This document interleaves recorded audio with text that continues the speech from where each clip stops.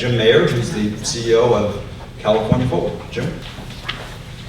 Well, good afternoon, everybody. It is a great honor to be part of the planning team that helped pull this together, and a great honor to welcome you all here today.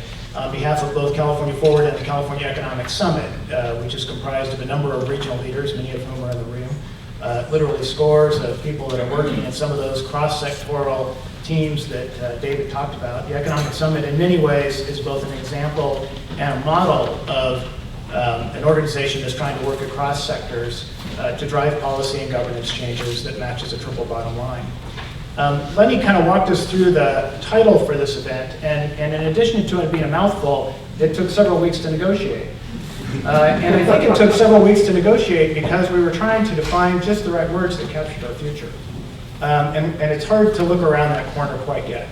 It feels like we know the direction we need to go into, but we need a few more waypoints to figure out how to navigate safely through the shoals and over the horizon. But as I've thought about it, I've thought in many ways this is our opportunity to redefine what is often that controversial term around American exceptionalism, right? And there's times in our history where that's been a positive term, and there's other times where that's been an exceptional term, even a controversial term. And I don't think we have to think about ourselves as superior, to think about ourselves as being in a privileged time and a special place, with our sense of personal liberties and self-government, of the ability of markets and capitalism to focus energy and creativity, along with entrepreneurs that can create and be rewarded for their creation. And so I would hope that in the time that we have left in our generation, we've redefined that in ways where we've solved problems that the generation before us, sometimes referred to as the greatest generation, didn't have to and didn't rise to. We also, as we think about this idea of American exceptionalism, we often think about the American dream and how we hold on to that as a really emotional way that drives us forward and what we want for our communities, even when it seems to be fading. So for those of you that are outside of California, of course, we think we're exceptionalist in an exceptional place because we have the California dream, right? The American dream isn't good enough. We have to have the California dream.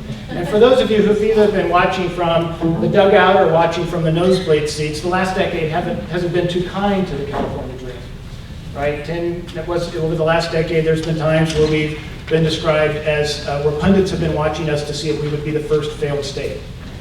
We went through an entire business cycle without balancing our state budget. We had some of the highest unemployment in the nation. And fortunately, over the last few years, as a result of some very deliberate and intentional governance reform, from some smart policy choices, no doubt from some good leadership, as David suggested is critical, but also a recovering economy, we're now at a place where people are looking at California differently. They're looking at us because of our innovation and what we're doing with technology, and even what we're doing in terms of political reform and governance reforms. And from our perspective, that doesn't mean we've solved any of the big problems. What we've done is restored the capacity to solve some of these problems.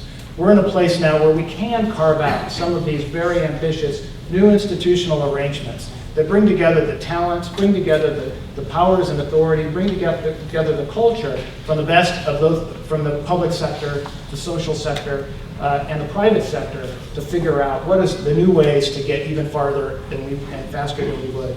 Through the Economic Summit, we've been working for the last 44 years, feels like 45 years, for the last 4 years, on what we refer to as our roadmap to a shared prosperity.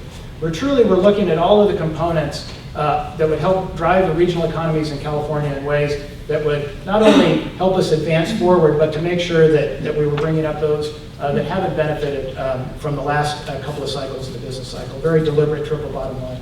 And as we, at this point, now look at our next economic summit in the fall, we've identified through our lens, through our work, through our action teams, a couple of big challenges that we see facing the state. And one of them is in workforce. We need 1 million bachelor degrees and 1 million middle skilled credentials more than the system can produce now within the next 10 years. Over the next decade, we need to generate 1 million more in each of those categories than we would have generated otherwise. In terms of housing and sustainable communities and infrastructure, we need 1 million more houses than we have right now just for low and low income Californians. That's a deficit. We expect to produce 100,000 houses in California. We need 1 million just to make up the deficit. And we need to do it in ways that is sustainable, that brings people closer to their jobs, that rents and mortgages that they can afford, in ways that grow California's communities in ways that is not impacting the economy even more. And again, for those of you both inside and outside of California, a different perspective, we've been overspending our water by about 10 million acre feet a year over the last decade. That is, if you looked at our water balance, water under our control, water we're using for both in-stream flow requirements, cities, and agriculture, we've been using about 10 million acre feet more a year. Now, you don't need to know 10 million acre feet to know, or more to know if I give you a couple of perspectives. We get about 200,000 million acre feet dropping on California's rain and snow every year. Right? About 150 of that we don't control at all. About 25 of that goes to all human uses, and another 25 goes to our efforts to protect the environment. So you can see out of 200 million acre feet, we use about 50 million acre feet, and we're using 10 million more than we're actually managing. So over the next decade, if every year we can improve our efficiency, our capture, our storage, our reuse, however, by 1 million acre feet a year, those are 3 significant challenges. They're not the only ones, but you can see how big they are. And as we sit back and reflect on there, we can't get from here to there without the kinds of institutional solutions that we want to talk about, think about, and act upon in this room over the next day and a half. We can't get there without being more efficient. We can't get there without being more collaborative, even integrated. We can't get there without new technologies and using new technologies to make decisions in better ways.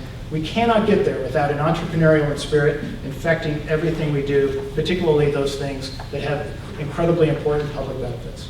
And finally, we can't get there until every money, all the dollars we're spending, has a kind of discipline and encouragement around a return on investment, however we calculate it, especially when we calculate it as a triple bottom line, that's going to allow us to use the resources we have available to solve the challenges that we must solve. So thank you very much for being here. We look forward to all of your creative thinking. Thank you.